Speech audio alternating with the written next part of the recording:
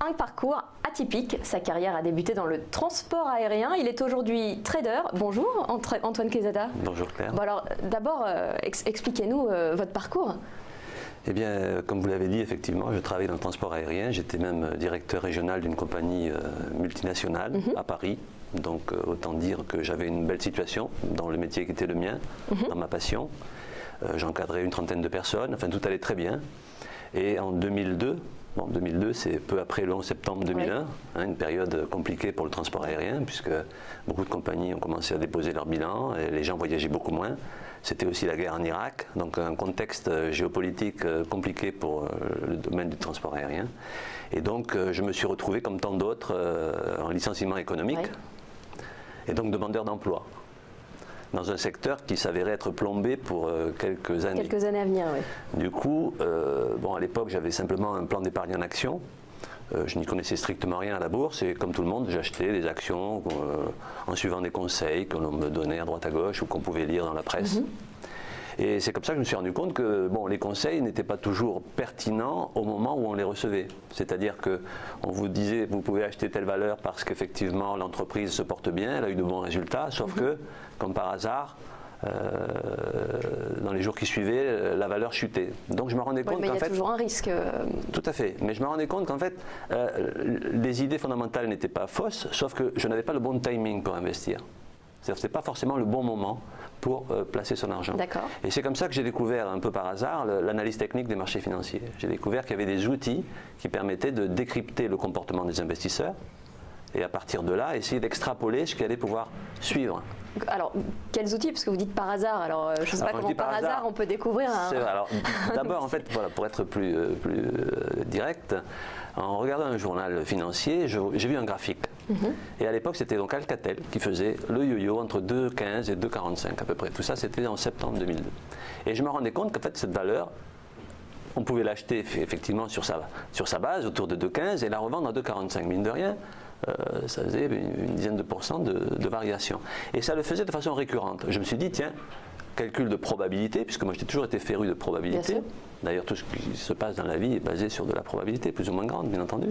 Eh bien, parce que quand on travaille dans le transport aérien, il y a beaucoup de maths dans la formation, dans le travail.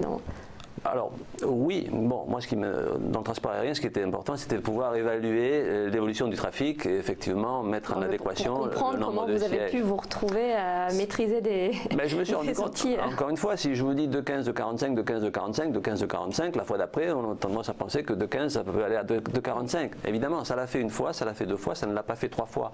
Mais si j'avais déjà gagné sur ces deux allers-retours, ça n'était pas par hasard. En fait, c'est ça qui m'a mis le pied à l'étrier. J'ai compris que si j'avais fait ces deux opérations basées sur une simple probabilité de rebond sur un support, ça n'était pas par hasard. Si ça n'était pas par hasard, ça voulait dire que ça pouvait s'apprendre. Et à partir du moment où on peut apprendre quelque chose, je me suis dit que ça devenait accessible. Ça n'était pas pur hasard. Parce que moi, le hasard, bon, il fait partie de la vie, mais il ne m'intéresse pas plus que ça. C'est surtout quand on veut avoir des résultats dans une activité.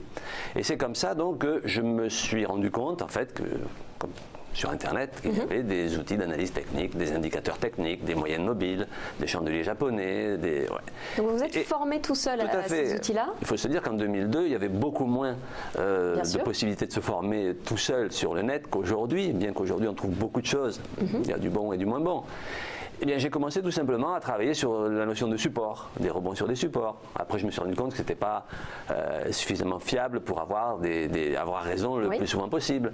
Donc, j'ai commencé à chercher des moyennes mobiles qui allaient me permettre d'optimiser un suivi de tendance, par exemple.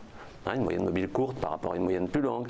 Ensuite, j'ai vu que les bandes de Bollinger permettaient de voir, lorsqu'on était dans un range, un couloir horizontal, des supports, des résistances.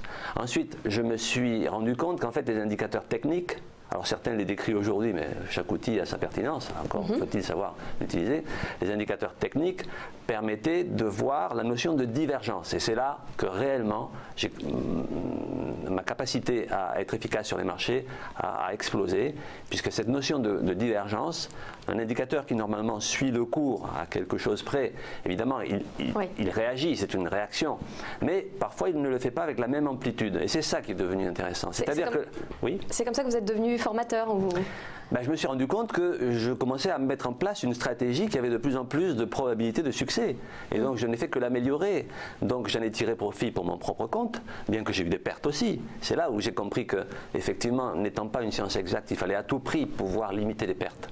Bon, ça tout le monde le sait, tout le monde le dit, mais très peu de gens ne l'appliquent réellement. Le mot d'espoir, c'est ce qui tue un compte de trading. Hein. Il ne sert à rien d'avoir raison plus souvent que tort si, quand on a tort, on laisse courir une perte qui reprend tous les gains que vous avez fait sur les opérations gagnantes. Donc, à partir de ce moment-là, donc avec ces pertes que j'ai subies, j'ai compris qu'il fallait à tout prix être capable de limiter ces pertes. Et c'est comme ça que ma stratégie est devenue profitable.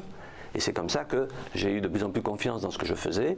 Et quand on a confiance dans ce que l'on fait, évidemment, le succès arrive. Donc vous avez enseigné pendant 10 ans, vous continuez encore aujourd'hui à... Absolument. Donc on m'a proposé de faire de l'enseignement et j'ai trouvé ça très bien parce que ça me permettait aussi de sortir de mon cocon, d'une bulle. Hein. C'est ça le problème du trader, c'est qu'il est souvent isolé, il travaille tout seul, bon, avec sa passion, mais avec sa pression également.